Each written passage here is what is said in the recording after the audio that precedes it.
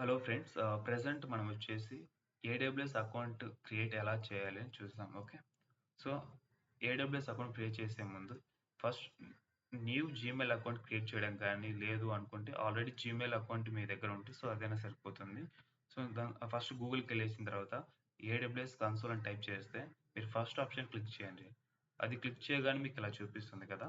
So అక్కడ మీరు create and AWS account అని టైప్ చేస్తే ఇక్కడ సైన్ అప్ ఫర్ ఏడబ్ల్యూఎస్ అని అడుగుతుంది. సో ఇక్కడ మీరు ఈమెయిల్ ఐడి ఇచ్చి అకౌంట్ నేమ్ ఏదో ఒక అకౌంట్ నేమ్ ఇచ్చి వెరిఫై ఈమెయిల్ అడ్రస్ అని క్లిక్ చేస్తే మీకు ఒక ఈమెయిల్కి వెరిఫికేషన్ వెళ్తుంది. సో ఇక్కడ ఈ కోడ్ కాపీ చేసి పేస్ట్ చేస్తే ఇక్కడ సో ఈమెయిల్ అడ్రస్ అనేది వెరిఫికేషన్ అవుతుంది.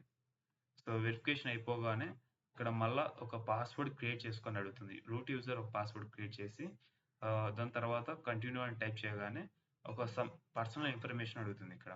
సో ఇక్కడ how do you plan to use AWS. So మీరు ఏ ప్లాన్ని ఏడబ్ల్యూఎస్ అని యూజ్ చేయాలనుకుంటే పర్సనల్ అని టైప్ చేయండి. ఫర్ యువర్ ఓన్ ప్రాజెక్ట్స్ అంటే స్టూడెంట్ కానీ ఏదైనా ప్రాక్టీస్ పర్పస్ అయితే మీకు పర్సనల్ టైప్ చేస్తే యూజ్ అవుతుంది. బిజినెస్ అంటే it's organisation type. Okay. So better to select personal only. Okay. So just full name and phone number and some personal details ఇచ్చిన తర్వాత కంటిన్యూ అని టైప్ చేయగానే మీకు నెక్స్ట్ ఆప్షన్ వచ్చేసి పేమెంట్ ఆప్షన్ చూపిస్తుంది. ఇక్కడ బిల్లింగ్ ఇన్ఫర్మేషన్లో credit card debit card number ఇవ్వాలి. ఇక్కడ మీరు ఇది ఓన్లీ వచ్చేసి క్రెడిట్ కార్డ్ యూజ్ చేయండి. సో ఇక్కడ క్రెడిట్ కార్డ్ ఎందుకంటే ఈ చార్జెస్ ₹2 ఛార్జ్ చేస్తారు. అది కూడా బ్యాంక్ వెరిఫికేషన్ కోసమే. సో ఇదొక వెరిఫై చేస్తుందండి బ్యాంక్ అకౌంట్. సో మళ్ళీ ఆఫ్టర్ 2 to 3 days తర్వాత మీకు అకౌంట్లో మళ్ళీ మీకు క్రియేట్ అవుతుంది ఆ ₹2. ఓకే. అదేం ప్రాబ్లం కాదు. సో ఈ బిల్లింగ్ అడ్రస్ వచ్చేసి యూజ్ మై కాంటాక్ట్ అడ్రస్ అని టైప్ చేసి పాన్ కార్డు మీ దగ్గర ఉందా అంటే సో నో అని లేదని చెప్పేసి verify and continue button click చేస్తే ఓటీపీ వెళ్తుంది మీ ఫోన్కి. ఆ ఓటీపీ ఇక్కడ ఎంటర్ చేయగానే పేమెంట్ అనేది అయిపోతుంది. ఇక్కడ నెక్స్ట్ స్టెప్ వచ్చేసి సైన్ అప్ ఫర్ అంటే కన్ఫర్మ్ యువర్ ఐడెంటిటీ అని అడుగుతుంది కదా. సో ఇక్కడ primary purpose of account registration ఉంది కదా. సో ఇక్కడ మీరు అకాడమిక్ అని టైప్ చేయండి. సో ఓనర్షిప్ టైప్ అంటే ఇండివిజువల్ అని టైప్ చేయండి. ఇక్కడ ఇండియా డాక్యుమెంట్ టైప్ అంటే సో ఏదైనా ఒక ఓటర్ ఐడి కార్డ్ కానీ పాన్ కార్డ్ కానీ లేదంటే ఒక డ్రైవింగ్ లైసెన్స్ ఆర్ ఎనీథింగ్ అడుగుతుంది. సో నేనైతే ఓటర్ ఐడి కార్డ్ సెలెక్ట్ చేసుకున్నాను. So voter ID card number select చేసి సో కంటిన్యూ అని టైప్ చేయగానే నెక్స్ట్ ఆప్షన్ వచ్చేసి ఫోన్ వెరిఫికేషన్ అని ఫోన్ వెరిఫికేషన్ కోసం టైప్ చేయమంటారు. సో ఇక్కడ మీరు ఫోన్ నెంబర్ ఇవ్వగానే సో టెక్స్ట్ మెసేజ్ అని టైప్ చేసి ఇక్కడ ఫోన్ వెరిఫికేషన్ మెసేజ్ వెళ్తుంది కదా. సో కోడ్ టైప్ చేస్తే ఇక్కడ సో ఫోన్ వెరిఫికేషన్ అని అయిపోతుంది. సో కంటిన్యూ అని టైప్ చేయగానే నెక్స్ట్ ఆప్షన్ వచ్చేసి సెలెక్ట్ ఏ సపోర్ట్ ప్లాన్ అడుగుతుంది. సో మీరు ఏదైనా ఈ బేసిక్ సపోర్ట్ ఫ్రీ అని సెలెక్ట్ చేసుకోండి. ఎందుకంటే ఇట్స్ ఫ్రీ అకౌంట్ కాబట్టి. సో మీరు ఈ రెండు ఏదన్నా సెలెక్ట్ చేసుకోవాలంటే ఇట్స్ అమౌంట్ ఛార్జ్ అవుతుంది పర్ మంత్ కింద అని.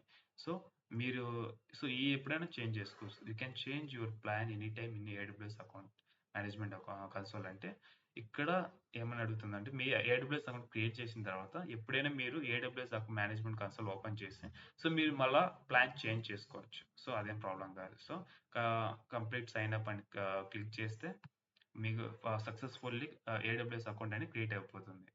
సో అక్కడ మీరు ఒక go to the AWS management console అనే ఆప్షన్ ఉంటుంది కదా. సో ఇది క్లిక్ చేయగానే మీకు ఏడబ్ల్యూఎస్ మేనేజ్మెంట్ కన్సోల్ అనేది ఓపెన్ అవుతుంది. అక్కడ మీరు sign in to the console అని అడుగుతుంది. సో ఏదైతే మీరు రూట్ యూజర్ మెయిల్ ఐడి ఇచ్చింటారో సో పాస్వర్డ్ ఇచ్చింటారో అది మళ్ళీ ఇక్కడ మీరు ఎంటర్ చేస్తే డైరెక్ట్గా ఇక్కడ మీరు ఎంటర్ చేసిన తర్వాత మీరు డైరెక్ట్గా